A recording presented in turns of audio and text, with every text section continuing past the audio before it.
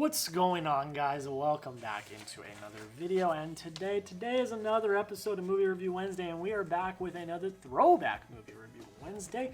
But before we get into any of that, I just wanted to say first off, thank you so much for taking time to click on the video, liking, commenting, subscribing. That all means the absolute world. And if you are new, this is kind of how Movie Review Wednesday works. The first thing I'm going to do is I'm going to give you a synopsis, tell you what the movie is about. I will tell you what it is rated on certain rating websites, and then I'll get into the actual review, tell you what I liked, tell you what I didn't like, and then we will get into the point breakdown. Basically what the point breakdown is I took it upon myself the beginning of this year. I was like, I do not want to just randomly be lobbing out ratings for movies that I watch. So I decided to sit down, create a numerical system for how I would rate the movies, and out of 100 points, we have that system in different categories with different levels of film and filmmaking. And yeah, so I made that. I will give you that at the end of give you the breakdown at the end of the review of each ranking, and then we will be on our merry way because you will get your ranking out of 100. Yeah, again, thank you so much for taking time to click on the video, liking, commenting, subscribing. That means the absolute world. A lot of very fun, exciting stuff is coming in the future. We are almost to the end of the summer, which means school is going to be starting, which means I'm going to have some more time because that means that my program is going to be over, so we're doing great stuff. I'm very excited. But today, we have another episode of Throwback Movie Review Wednesday. I'm very excited to talk about this film. We're getting ready for Tenet. It's coming soon, so I thought let's talk some Chris Nolan. And today we are talking Interstellar. I'm actually very excited to talk to you guys about this one today. So again, thanks so much for taking time to click on the video, like, comment, subscribing.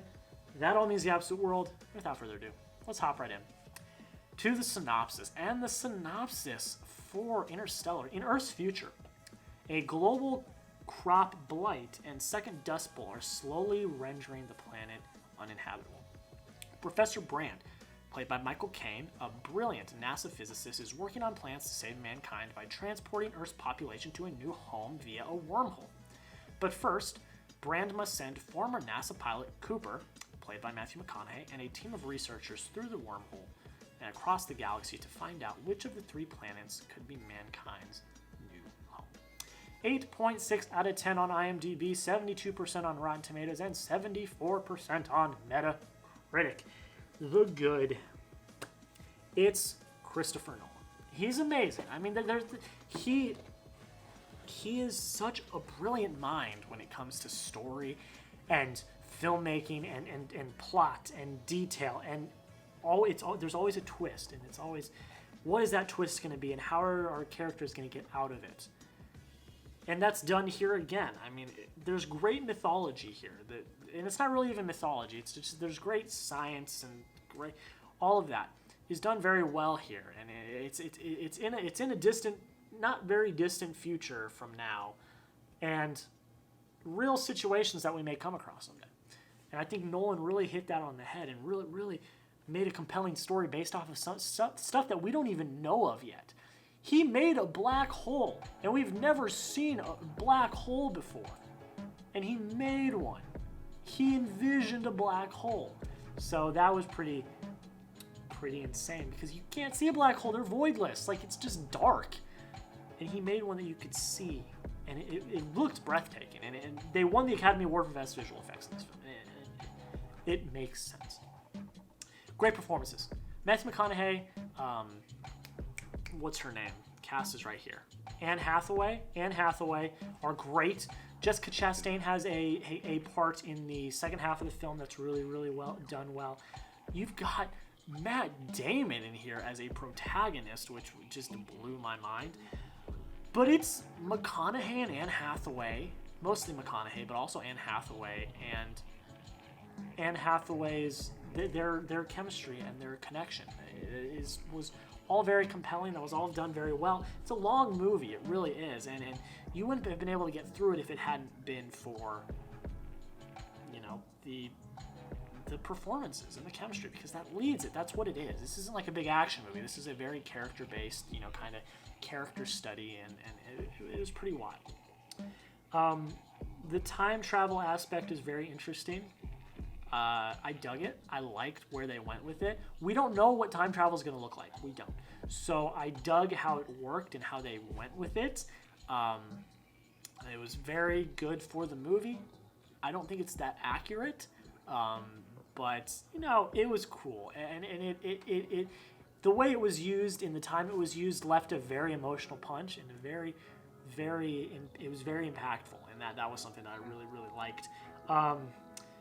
The twist also is very good. I'm not going to spoil the twist for you, but again, it has to go with Nolan and his writing. The way he writes these movies and the way he comes up with these twists and how they're going to unfold is done very well. And there's a few. There's like 2 twists. There's one with Michael Caine, and then there's one with Matt Damon. They're both very good and very compelling. And they whip you back into shape because you start to lull at those points a little bit, and then they're like, oh no, we're still in this movie. We're doing this. And that was something that I really liked. It's something that I needed because there are issues with pacing. So that was something that was done very well. It's shot beautifully, like I said. He made a black hole and he made it look beautiful. I don't know. It's Christopher Nolan. I don't know. I don't even know what I'm talking about. It's just so insane. But it was shot beautifully. It really was. It was very well shot. There's a lot of very intriguing, things. He's creating planets on his own and making them look amazing. And that it was very, very well done. And the ending, oh my God. The ending is both happy but brutally tragic at the same time. Like, I was so happy with the way that it ended, but I was like, I almost cried. I have not cried watching a movie in a long time. I almost literally teared up and cried at this ending. But it was earned. It was earned because you knew that what was going to happen at the end was going to happen. It was earned, and you knew that. And God, it killed me. It killed me.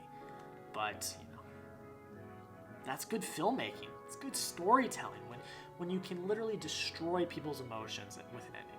It was amazing. That's kind of it for the good. With the good comes the bad. One real bad thing that I can say about this is it's a long movie, and you feel the runtime at points. There are some pacing issues. Is it terrible? No, it's not bad, but they are there. And like I said, he does a good job of writing yourselves out of the lulls that you feel. He'll hit you with a twist, or he'll hit you with some action, something will happen. That's all done really well. But there are moments where I'm like, it didn't really need to be there. I don't think that was really necessary. There's points like that I'm just like, what are we doing? But that's kind of it with the bad. It's a really, really good movie, and I really enjoyed it. So let's hop right into the point breakdown, and let's talk about it. So, entertainment, 24 out of 25. I was entertained throughout. Again, some of the lulls, some of the pacing was not great. Performances, 20 out of 20. Like I said, the performances carry this movie. If it was not for the great performances by McConaughey and Hathaway, this movie would not be that great. It wouldn't. It's beautifully shot. There's some great mythology. It's a great sci-fi movie, but those performances are what carries it, and that's what you needed, and you got it. So 20 out of 20 for performances, 10 out of 10 for direction. It's Christopher Nolan. 10 out of 10 for writing. It's Christopher Nolan. 10 out of 10 for cinematography. It's Christopher Nolan, man. What am I talking about? 3 out of 5 for pacing. Again, it lulls. There are pacing issues in this film. But 3 out of 5, it's not so bad because the writing fixes it. 5 out of 5 for rewatchability, and 5 out of 5 for the automatic points. You did the math, 97 out of 100. That's 5 stars. It's a dang good movie. I love Nolan, man. I love Christopher Nolan. He's fantastic at what he does. He is by far, he's tied for first as my favorite director. It's him and Damien Chazelle. They are my favorite directors. I love both of them equally. Nolan just has a bigger filmography, and all of his films I've seen so far, I haven't seen all of his films, but all of his films I've seen so far have been really, really good. Guys, that is pretty much it. Let me know down below in the comments, what did you think? How do you like Interstellar? Do you like it? Do you hate it? Let me know why down below in the comments. Again, film is subjective, so, you know, be kind. It's my opinion. That's just how it is. But guys, that's pretty much it. Again, comment down below what do you think of Interstellar. Thanks so much for taking time to click on the video, liking, commenting, subscribing. That all means the absolute world. It really, truly does. Have a rest of your day. We'll see you in the next video.